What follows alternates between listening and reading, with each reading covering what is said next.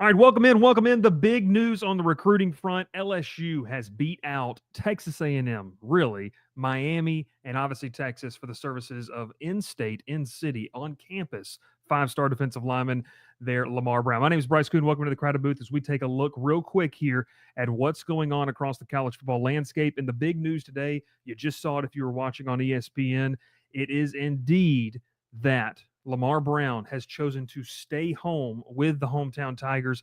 A massive get. I'm going to really quickly hit on a couple of points here. We'll probably get into a piece later in the week, kind of talking about what this means for LSU going forward. But here's the big thing that we need to kind of cross off the list and understand.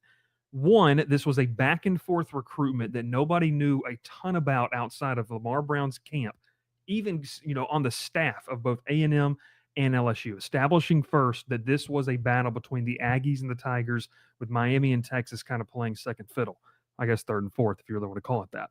But one of the big things to notice here about what Lamar Brown just did is he gave LSU a big win as they try to reconstruct this defensive line under Kyle Williams. Remember, the former Ruston coach is going to already made his way down in the spring. This is his first ever recruiting cycle. Obviously, a guy who played at LSU, was a really good player in the NFL for a long time, most notably with the Buffalo Bills for a decent amount of his career.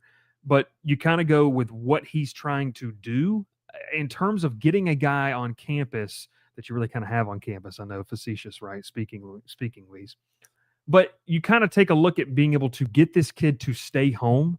This is a massive recruiting win for Kyle Williams in terms of what he's doing as he's embarking on this journey of being in the college recruiting sphere on the coach's side in terms of recruiting these kids out of high school. So that's the big thing this tells me. Kyle Williams is doing some things right. He's really hitting a lot of buttons that matched. And two, LSU's NIL, gone are the days of where you're going to just be losing out in cash grabs to the Aggies right now. This is an opportunity where LSU matched or came close to the figure, and those relationships and 4 or 5 plus years of being at home really matters. I mean, everyone knows U-High's campus is on LSU's campus. His field that he plays on backs up to the LSU indoor facility. So this is a big win for the Tigers to be able to keep Lamar Brown home in terms of Kyle Williams as the recruiter. That was a question a lot of people had when he came on staff. Now, the second part of this to kind of keep a note of, the reconstruction of the defensive line.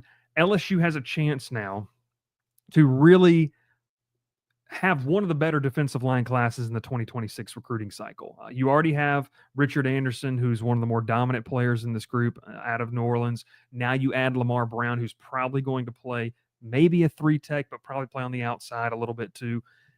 And you're still in the services for a guy like Deuce Gerald's, who is from Baton Rouge. His dad obviously has ties to LSU in the Louisiana area. But you bring in, I guess, when Gerald's wants to make his decision, now you said, hey, you're not just going to have to be the guy. Some guys want to be that. We're trying to make a Avengers type of group in terms of recruiting up front.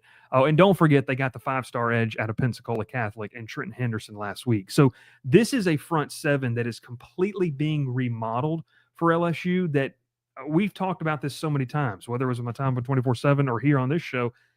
Front seven had to be better, and you had to recruit an elite level. Brian Kelly, Blake Baker, Kevin Peoples, and now Kyle Williams are showing they have what it takes in terms of the NIL, in terms of the relationship building, and then just overall in terms of what you need to do in terms of swaying a kid when another school comes calling. And Texas A&M did that. Texas A&M was a real option for Lamar Brown. This wasn't posturing. This wasn't really anything other than just him.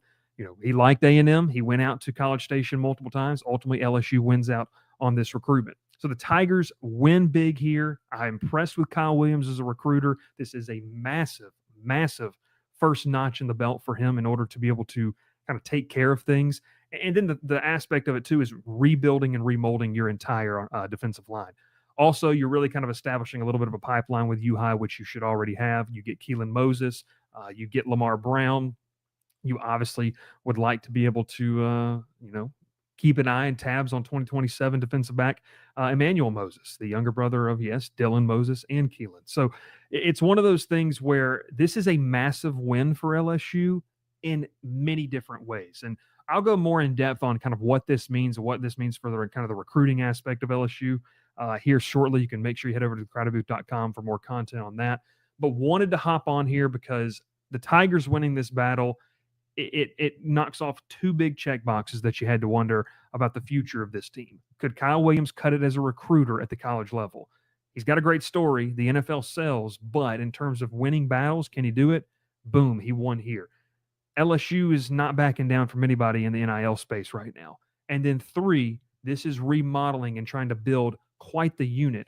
When you look at that front 7 and you've got Trenton Henderson, Lamar Brown, and Richard Anderson as a part of your core group in this 2026 class, I don't really care there's not a quarterback. You can look for the portal that. We know how much guys that are disruptors up front, how much those guys cost in the portal. When you can get them at the high school ranks, that's massive. So big wins here for LSU to be able to do it. I think it's phenomenal to see what they've done in terms of courting Brown, but being able to close the deal. Remember, Brown kind of backed off. Maybe he would take that last OV to LSU, and there was some worry amongst fans. But the big thing is obviously, they get him on campus. They get him there with all the high-profile players, Tristan Keys, and they lock him in. And this class is trending towards a really, really good one. All right, before we get out of here, a couple of things to keep note of, a couple more recruitments to watch. 2 more defensive linemen are going to commit today. Jamarian Carlton, that's a guy, just being real with you, I kind of feel like Baylor's in the lead there. I've talked with Carlton multiple times. I think this is one where, a month ago, we've sat here and told you that Carlton, if you get one of Carlton or Henderson, you'd be good. LSU's checked that box with Henderson. There it is what it is. The other player to keep an eye on, DeAnthony Lafayette.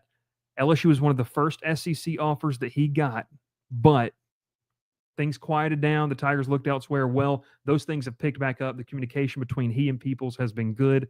I feel good about where LSU stands this afternoon, this evening, as he gets ready to make his commitment announcement. So make sure you subscribe to the channel. My name is Bryce Kuhn. We would love to have you over the Crowded Booth. Check out crowdedbooth.com. Follow us on all the social media platforms, and we'll catch you next time here on the Crowded Booth. Big news for LSU.